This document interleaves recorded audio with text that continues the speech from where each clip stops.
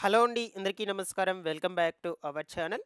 AP రాష్ట్రంలో pensions తీసుకునేటువంటి pension లబ్ధిదారులకు ఒక బిగ్ అలర్ట్ అయితే రావడం జరిగింది. రేపు సెప్టెంబర్ నెల 1 తారీఖున పంపిణీ చేయబోయేటువంటి పెన్షన్ల పంపిణీలో కొన్ని కొత్త మార్పులైతే తీసుకొచ్చింది ప్రభుత్వము. అన్నిటికంటే ముఖ్యంగా ఈ రెగ్యులర్ పెన్షన్ లబ్ధిదారులలో కొంతమందికి పూర్తిగా పెన్షన్‌ను రద్దు చేసేందుకు నిర్ణయం అయితే తీసుకోవడం జరిగింది. వీళ్ళకి పెన్షన్‌ను రద్దు చేస్తూ ఉత్తర్వులు కూడా జారీ చేయడానికి ప్రభుత్వం నిర్ణయం అయితే తీసుకునిందనమాట. ఇవాల్టి రోజు నుంచి వాళ్ళందరికీ కూడా ఉత్తర్వులైతే జారీ చేయబోతుంది. సో, ఎవరెవరికి ఈ యొక్క పెన్షన్స్ అనేటువంటి వాటిని రద్దు చేయబోతుంది, ఎప్పటినుంచి రద్దు చేస్తుంది, ఆ వివరాల గురించి కూడా నేను మీకు ఈ వీడియోలో క్లియర్‌గా చెప్తాను.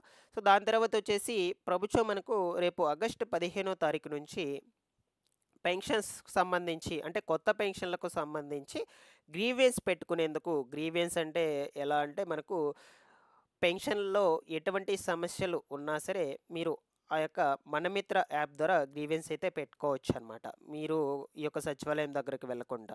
దాని తర్వాత వచ్చేసి కొత్తగా పెన్షన్స్‌కి అప్లై చేసుకోవాలన్నా, మీరు పెన్షన్స్‌కు సంబంధించినటువంటి కార్డ్స్‌లో ఓకేనా, ఎటువంటి నేమ్స్ చేంజ్ చేసుకోవాలన్నా సరే, ఏమన్నా తప్పులున్నా సవరించుకోవడానికి కావచ్చు ఓకేనా.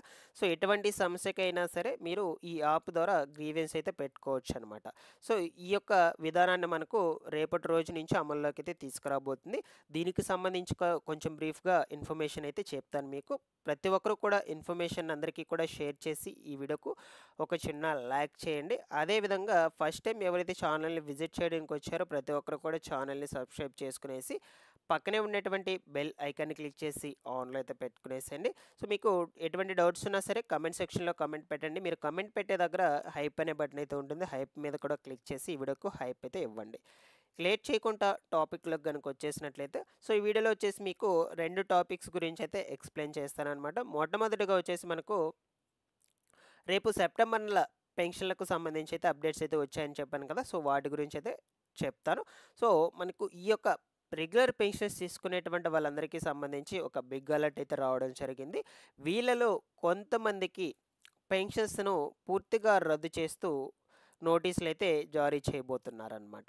అది ఎవరెవరికి జారీ చేయబోతున్నారో ఇక్కడైతే మనం డిస్కస్ చేసుకుందాం ఇప్పుడు. సో, మీరిక్కడ స్క్రీన్ మీద కూడా చూస్తూ ఉన్నారు. సో, నేటి నుంచి అనర్హుల పెన్షన్ల రద్దుకు నోటీసులు, గ్రామ వార్డు సచివాలయాల్లో కొత్త సదరం ధృవీకరణ పత్రాలు కూడా అందుబాటులోకి అయితే తీసుకురాబోతున్నట్లు సమాచారం అయితే రావడం జరిగింది. సో, ఈ యొక్క ఎన్టీఆర్ భరోసా పథకం కింద మనకు ఆరోగ్య, దివ్యాంగ కేటగిరీల్లో పెన్షన్స్ తీసుకుంటున్నటువంటి అనర్హులకు సంబంధించి పెన్షన్స్‌ను పూర్తిగా రద్దు చేసే విధంగా పంచాయతీరాజ్ అదేవిధంగా గ్రామీణాభివృద్ధి శాఖ చర్యలైతే చేపడుతూ ఉంది.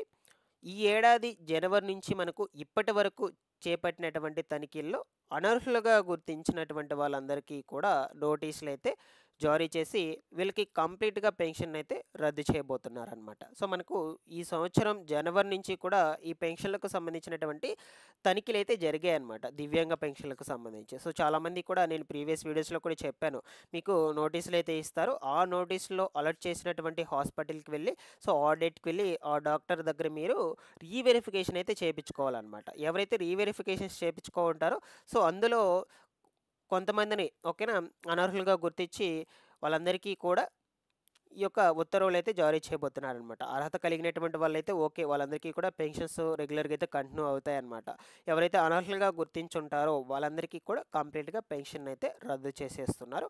దాని తర్వాత వచ్చేసి ఈ యొక్క వికలాంగతనంకి సంబంధించి ఎంత పర్సెంట్ ఉంటే ఈ యొక్క పెన్షన్ అనేటువంటిది రద్దు చేస్తున్నారు, ఎంత పర్సెంటేజ్ ఉంటే పెన్షన్ అయితే ఇవ్వబోతున్నారు, ఆ వివరాల గురించి కూడా ఇప్పుడు మనం డిస్కస్ చేసుకుందాము.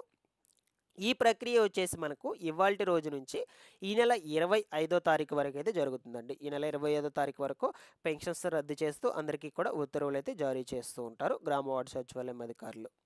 సో, వైద్యుల ధృవీకరణలో నిర్దేశించిన 40% కన్నా తక్కువ వైకల్యం నమోదైనటువంటి వాళ్ళ పెన్షన్‌లు రద్దు చేస్తున్నారనమాట.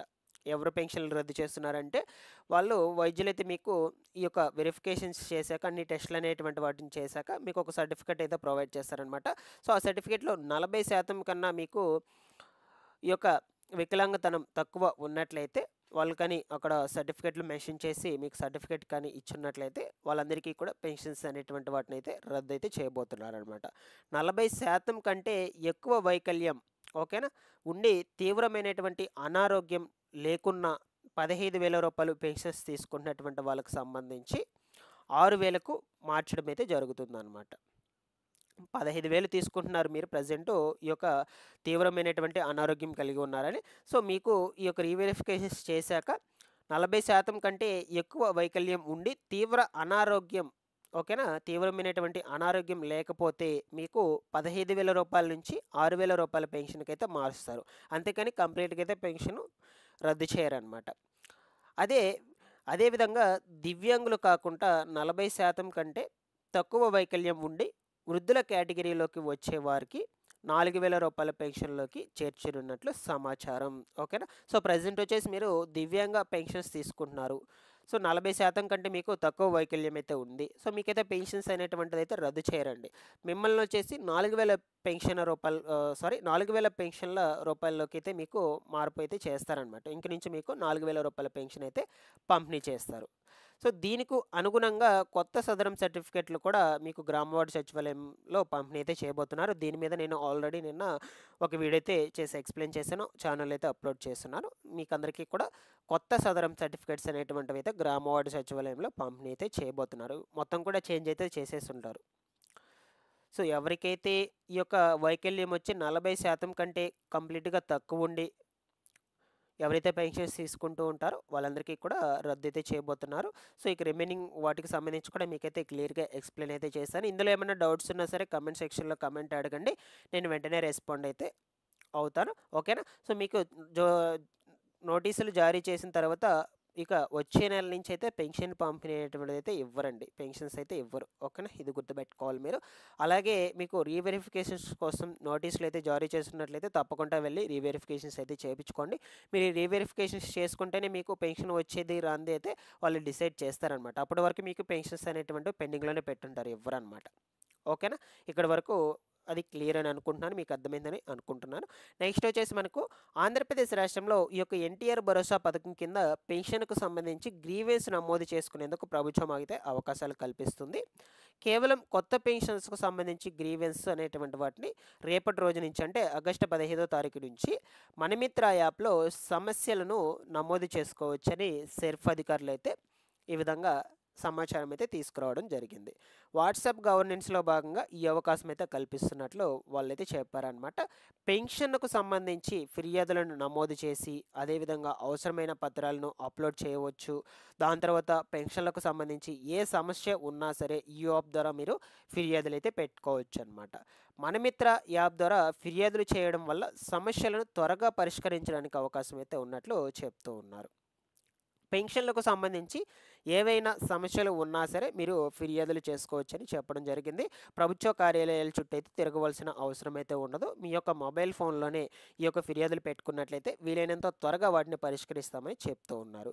దాంతో పాటుగా 50 ఏళ్ల కొత్త పెన్షన్ల కోసం అయితే చాలామంది ఎదురు చూస్తూ ఉన్నారు. కొత్త పెన్షన్స్ దరఖాస్తులకు సంబంధించి అర్హత పత్రాల్లో లోపాలు కావచ్చు, పేర్లు సవరణ కావచ్చు, రికార్డులలో లోపాలు కావచ్చు, ఇటువంటి సమస్యలన్నిటికీ కూడా ఇక నుంచి ప్రత్యక్షంగా మీరు ప్రభుత్వ కార్యాలయాలకు వెళ్ళాల్సిన అవసరం అయితే లేకుండా మొబైల్ ఫోన్‌లోనే మనమిత్ర యాప్ ద్వారా ఫిర్యాదు చేసుకోవచ్చని ప్రభుత్వము మనకు ఈ యొక్క ఆప్షన్ అయితే రేపటి రోజు నుంచి అయితే అమల్లోకి తీసుకురాబోతుంది. ఈ యొక్క మనమిత్ర యాప్‌లోకి లాగిన్ అయ్యి న్యూ పెన్షన్ గ్రీవెన్స్ ఈ యొక్క న్యూ పెన్షన్ గ్రీవెన్స్‌ను సెక్షన్‌ని ఎంచుకోవాలన్నమాట. ఎలా గ్రీవెన్స్ రైజ్ చేసుకోవాలనే ప్రాసెస్ కూడా ఇక్కడైతే ఉంది మనకు.